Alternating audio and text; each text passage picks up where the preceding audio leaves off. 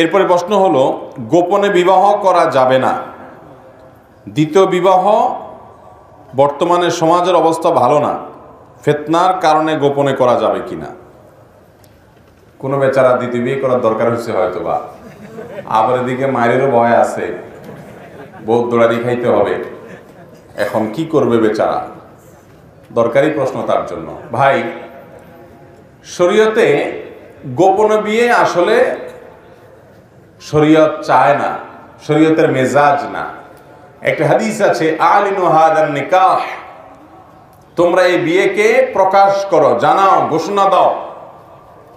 কারণ নিকাহ ওয়ালাইসা বিসিফাহ, কারণ এটা জেনা না, এটা বিবাহ, বৈধ। অতএব এটাকে ঘোষণা করো, সবাইকে জানাও। অতএব এটা গোপনে করার জিনিস না। কিন্তু কেউ যদি গোপনে বিয়ে করে, শরিয়া অনুযায়ী বিয়ে হয়ে যাবে।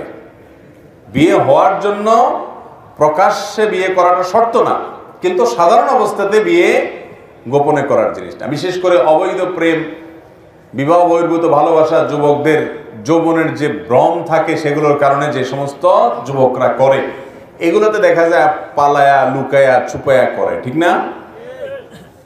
কিরে ভাই, চুরিদারই না মানুষ লুকায়া করে, ভালো কাজ লুকায়া করে মানুষ? তাহলে এই জন্য কারোর যদি দ্বিতীয় বিয়ে করার দরকার হয়, তিনি দ্বিতীয় বিয়ে করতে পারেন। তবে দ্বিতীয় বিয়ে করার ক্ষেত্রে তিনি একাধিক স্ত্রী থাকলে তাদের প্রতি তিনি সমতা বজায় রাখতে পারবেন কিনা, ইনসাফ করতে পারবেন কিনা, এই বিষয়টি তাকে নিজের প্রতি নিজে কনফিডেন্ট আছেন কিনা সেটি তাকে এনশিওর করতে হবে, তারপরে তিনি করতে পারেন।